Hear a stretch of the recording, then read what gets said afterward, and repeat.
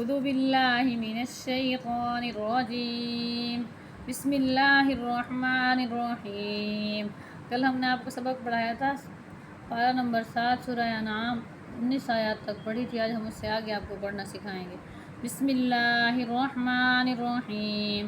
अल्लज़ीना आतैनाहुमुल किताब यअरिफूनहु कमा यअरिफून अबनाअहुम अल्लज़ीना खसिरू अनफुसहुम फहुम ला युमिनून। वमन अज़लमु मिम्मन इफ्तरा अलल्लाहि कज़िबन औ कज़्ज़ब बिआयातिहि इन्नहु ला युफ्लिहुज़्ज़ालिमून। वयौम नहशुरुहुम जमीअन सुम्म नक़ूलु लिल्लज़ीना अशरकू अय्न शुरकाउकुमुल्लज़ीना कुन्तुम तज़अमून। ثم لم تكن فتنتهم إلا أن قالوا والله ربنا ما كنا مشركين. انظر كيف كذبوا على أنفسهم وضل عنهم ما كانوا يفترون.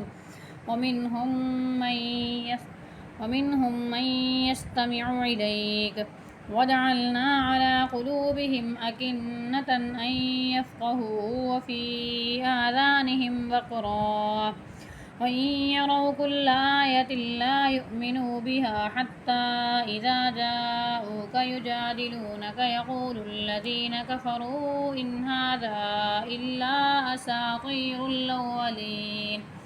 وهم ينهون عنه وينأون عنه وإن يهلكون إلا أنفسهم وما يشعرون. ولو ترى إذ وقفوا على النار فقالوا يا ويلتنا نرد ولا نكذب بآيات ربنا ونكون من المؤمنين بل بدا لهم ما كانوا يخفون من قبل ولو ردوا لعادوا لما نهوا عنه وإنهم لكاذبون. وقالوا إن هي إلا حياتنا الدنيا وما نحن بمبعوثين. ولو ترى إذ وقفوا على ربهم قال أليس هذا بالحق قالوا بلى وربنا قال فذوقوا العذاب بما كنتم تكفرون. قد خسر الذين كذبوا بلقاء الله حتى إذا جاءتهم الساعة بغتة قالوا يا حسرتنا على ما فرطنا فيها وهم يحملون أوزارهم على ظهورهم ألا ساء ما يزرون. وما الحياة الدنيا إلا لعب ولهو وللدار الآخرة خير للذين يتقون أفلا تعقلون. قد نعلم إنه لا يحزنك الذي يقولون فإنهم لا يكذبونك ولكن الظالمين بآيات الله يجحدون.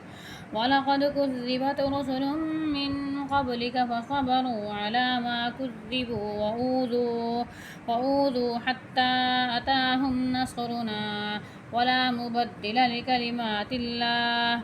ولقد جاءك من نبأ المرسلين. وإن كان كبر عليك إعراضهم فإن استطعت أن تبتغي نفقا في الأرض أو سلما في السماء فتأتيهم بآية ولو شاء الله لجعلهم على الهدى فلا تكونن من الجاهلين. إنما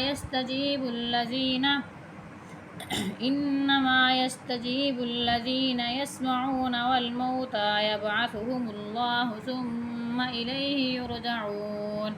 وقالوا لولا نزل عليه آية من ربه قل إن الله قادر على أن ينزل آية ولكن أكثرهم لا يعلمون.